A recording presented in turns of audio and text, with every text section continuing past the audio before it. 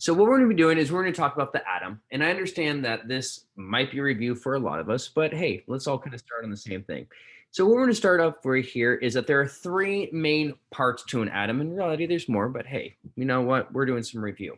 And what we're going to have here is we're going to start with these red ones, these middle ones. These ones right here are the protons, okay?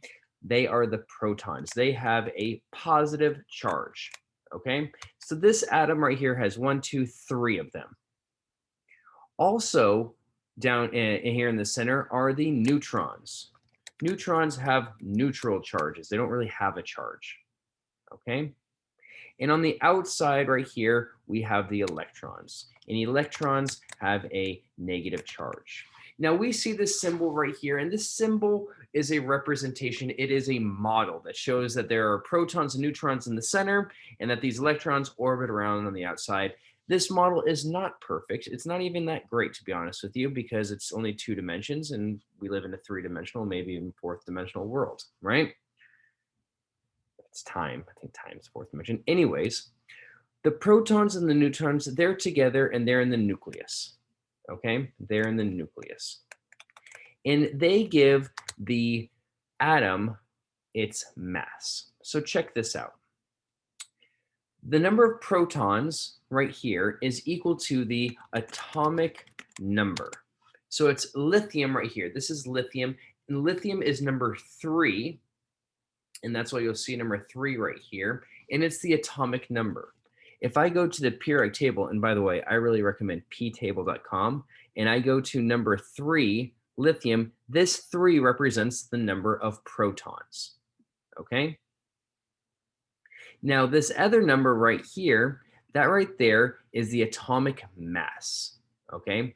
And sometimes you'll see it with some decimal points, and sometimes you'll see it rounded. This right here would be the rounded atomic mass. And the rounded atomic mass is basically the mass, but then rounded to the nearest integer. So for lithium, I see 6.94, that's the atomic mass.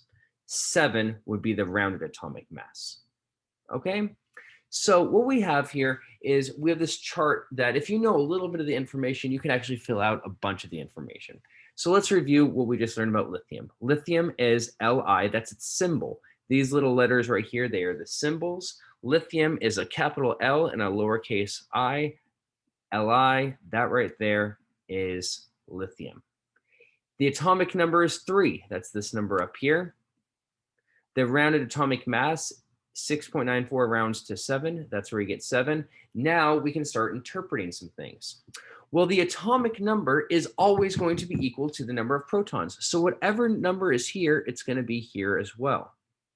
So if this is a 3, the number of protons is a 3. And we are going to assume that none of these have a charge. And for today, and today only, the number of protons will also equal the number of electrons. So if this is 3, this is 3, then this is 3. Well, if this is 4, then this is 4, and this is 4. Okay? And I know that if my number of protons is 4, all right, I'm going to be talking about beryllium, Be. Beryllium, Be.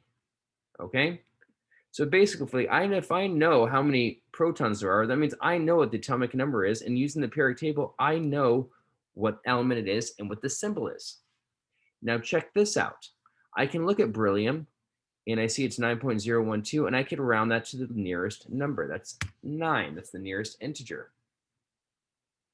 And then the last step is I need to figure out how many neutrons it has. Well, to figure out the number of neutrons, it's the atomic number, aka it's the rounded mass minus the number of protons. So 7 minus 3 equals 4. I'll write that out for you. So it's 7 minus 3 equals 4. That's how we got the number of neutrons here. For beryllium, it's 9 minus 4 equals 5. Okay, so that's how we get that right there.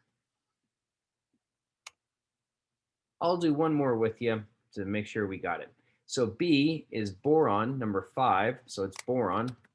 Its atomic number is 5. That means it has 5 protons and 5 electrons. All right, as soon as we know one of these pieces, we know the rest of them, right? That's boron. And boron is 10.81, so that rounds to 11. And 11 minus 5 is equal to 6. So that gets a 6 in there. Cool, cool. The last one I have is potassium. Potassium is weird because it starts with the letter K. There's not even a K in there. Well, that's just the way it works sometimes. It has to deal with what other languages and cultures call those things. The atomic number is not 39, it's 19. The rounded mass is 39. This is 19. This is 19. Remember, always the atomic number and the number of protons and electrons are always equal to each other for today. Now 39 minus 19 would be 20. I would have 20 neutrons in this. Okay, that right there is all about the atom. Now, if you want to play with this further, you don't have to do this for the online class, but if you want to play with this further, you can go and build your own atom right here. That's right, building an atom. Okay, and you can kind of see that the neutrons and the protons always go to the center and the electrons are on the outside.